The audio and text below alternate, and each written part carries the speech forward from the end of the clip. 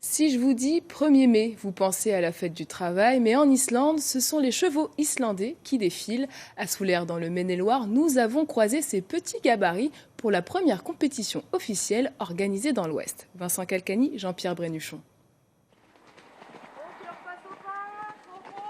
Il a fière allure, le cheval islandais. C'est même une de ses particularités. Maîtriser 5 allures différentes, là où ses cousins classiques n'en connaissent que 3. Le pas, le trot et le galop.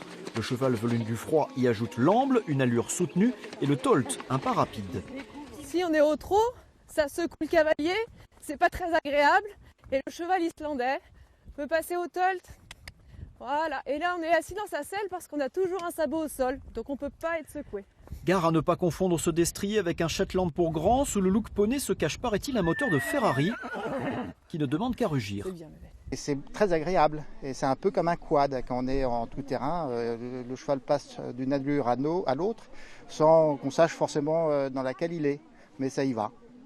J'aime bien le tolt vu que ça ne rebondit pas et c'est confortable. J'aime bien aussi parce qu'ils vont pas trop vite.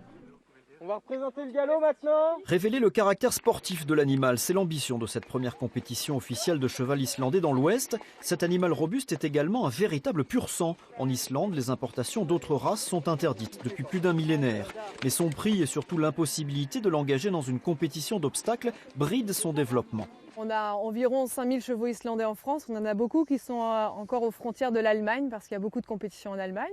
Et bien là, justement, c'est le premier pas qu'on a fait ici aux écuries d'Airpur, c'est de créer une compétition officielle pour que les gens puissent s'initier, comprendre ce que c'est que ces allures, comprendre comment le côté sportif aussi du cheval, parce que c'est évidemment un cheval génial pour les randonnées par son confort, donc côté loisir, mais c'est aussi un cheval sportif.